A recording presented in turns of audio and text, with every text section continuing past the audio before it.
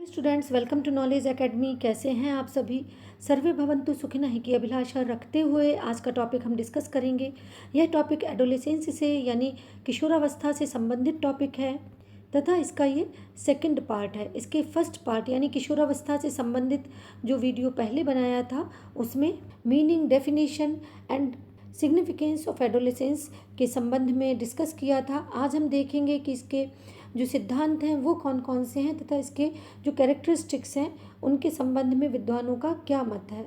Teaching से संबंधित exams में इससे संबंधित यानी इस टॉपिक से संबंधित क्वेश्चंस पूछ लिए जाते हैं, चाहे वो आपके ऑब्जेक्टिव टाइप क्वेश्चंस हों या लॉन्ग आंसर टाइप क्वेश्चंस ही क्यों ना हो।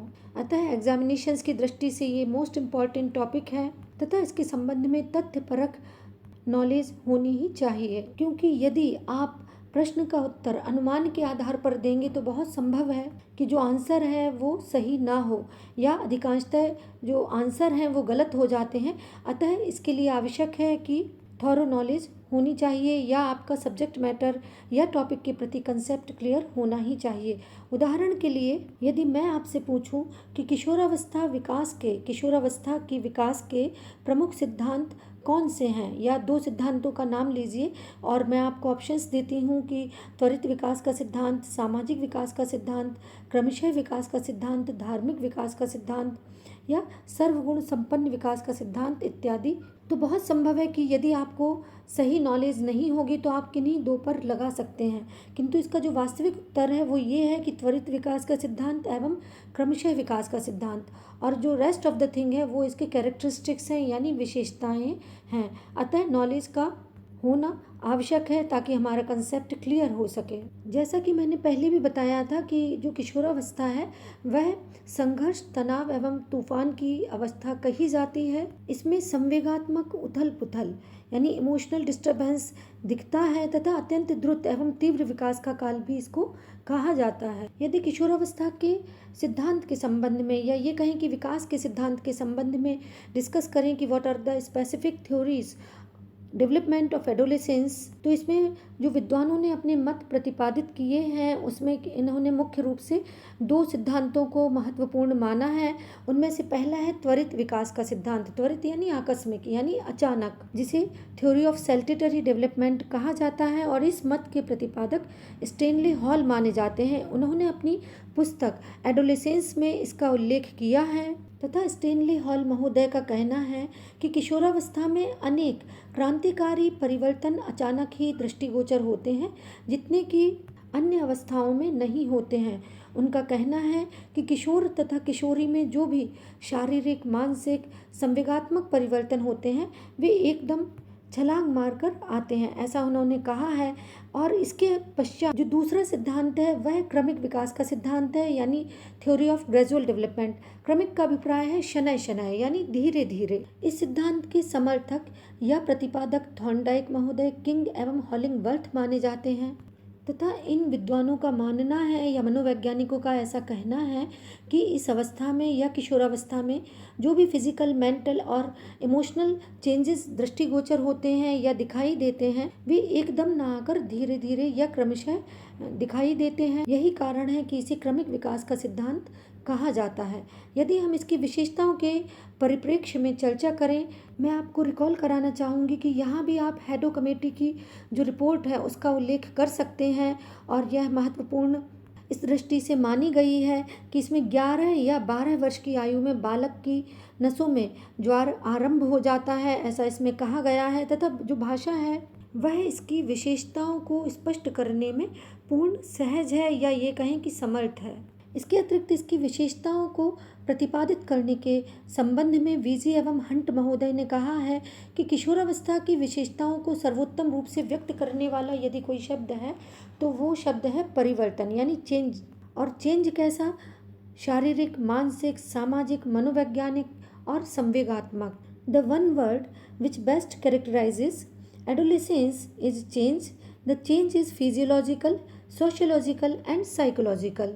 जो साइकोलॉजिस्ट हैं उन्होंने इसकी जो चीफ कैरेक्टरिस्टिक्स हैं उनके संबंध में जो महत्वपूर्ण चेंज माना है वो है शारीरिक परिवर्तन, यानी फिजिकल चेंजेस या बॉडीली चेंजेस। तो इसके संबंध में उन्होंने कहा है कि बालक या बालिका में ये चेंजेस समय के साथ दिखने लगते हैं। इसके अतिरिक्त जो नेक्स्ट पॉइंट है वो मानसिक विकास से संबंधित है, यानी मेंटल डेवलपमेंट। तो मानसिक विकास के साथ विभिन्न प्रकार की मानसिक योग्यताओं की, मानसिक क्षमताओं की वृद्धि दिखने लगती है, या ये कहें कि आप उसे सहज पहचान सकते हैं। और ये मानसिक गुण, मानसिक शक्तियाँ कौन सी पाई जाती हैं, जैसे कल्पना है, स्मृति है, दिवा स्वप्न है, या ये कहें कि डे ड्रीमिंग है, तर्क है, निर्णय शक्ति यानी डिसीजन मेकिंग इत्यादि जो विभिन्न प्रकार की मानसिक दशाएं हैं, या ये कहें कि मेंटल मूड्स हैं, वो इसमें दिखते हैं। किशोरावस्था की जो अन्य महत्वपूर्ण विशेषता है वो ये भी मानी गई है कि स्थायित्व एवं समायोजन का अभाव, यानी जो किशोरावस्था से संबंधित बालक अथवा बालिकाएं हैं उनमें समायोजन और स्थायित्व का पूर्ण रूप से अभाव पाया जाता है, ऐसा मनोवैज्ञानिकों ने माना है, यानी lack of stability and adjustment. ऐसा इसलिए होता है कि जो बालक हैं उनकी मन स्थिति बड़ी ही अस्थिर एवं चंचल होती है। रॉस ने ऐसा माना है कि शैशवावस्था की पुनरावृत्ति यानी रिकैप्चुलेशन इसे कहा जा सकता है। किसे कहा जा सकता है? किशोरावस्था को, यानी किशोरावस्था को शैशवावस्था की पुनरावृत्ति कहा जा सकता है, ऐसा रॉस महोदय ने माना है। इसके अतिरिक्त ऐसा भी देखा गया है कि जो बालक है वो अपनी समाज से या पर्यावरण से या आसपास के माहौल से कई बार एडजस्टमेंट या समायोजन नहीं कर पाता है। इसके अतिरिक्त जो अन्य विशेषता है वह संवेगात्मक जीवन से संबंधित है, यानी उनकी इमोशनल लाइफ से संबंधित है। और ऐसा देखा गया है कि जो बालक हैं वे भावात्मक रूप से या संवेगात्मक रूप से कई बार आवेश में आ जाते हैं एवं असाधारण कार्य को करने का संकल्प भी ले लेते हैं। और जब वे ऐसा नहीं कर पाते हैं तो बहुत संभव है कि वे डिसअपॉइंट हो जाते हैं या हताश, निराश दिखने लगते हैं। इसी तरह से बालक एवं बालिका जब किसी कलाकार को या आर्टिस्ट को चलचित्र में जब अभिनय करते हुए देखते हैं तो वो उसे वास्तविक सत्य समझने लगते हैं।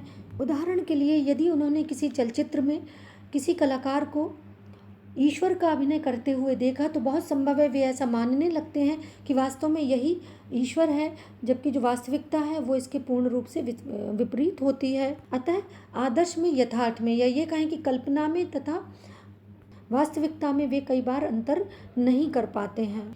किशोरावस्था की जो अगली विशेषता है वो उनके विरोधी मानसिक दशाओं से संबंधित है, यानी कॉन्ट्रास्टिंग मेंटल मूड्स। बालकों में ऐसा पाया गया है या बालिकाओं में ऐसा देखा जाता है कि जो उनकी मन स्थिति है वह उनकी विरोधी मानसिक दशाओं को दर्शाती है। एक समय में लिया गया निर्णय उनके लिए कई बार गलत हो जाता है, या ये कहें कि वे स्वयं को उसके साथ संवेगात्मक रूप से समायोजित नहीं कर पाते हैं। और यही कारण है कि बौद्धिक रूप से ऐसा माना जाता है कि बालक श्रेष्ठ है, लेकिन संवेगात्मक रूप से बालक का जो व्यवहार है, आचरण है या मनोदशा है वह उलझन युक्त एवं अव्यवस्थित दिखती है। कभी वह अपनी धुन में मस्त दिखता है, कभी वह हंसता हुआ प्रतीत होता है, कभी वह चिंतित एवं उदासीन हो जाता है, तथा कई बार ऐसा भी देखा गया है कि वह अपनी कल्पना लोक में खो जाता है। तो जो किशोरावस्था से संबंधित बालक है इस तरह की जो चीज़ें हैं उनमें दृष्टिगोचर होती हैं। इसके अतिरिक्त जो अगली विशेषता है वो उनकी मानसिक स्वतंत्रता तथा अधिकारियों के प्रति विद्रोह की भावना से संबंधित है, यानी mental independency and revolt to authority.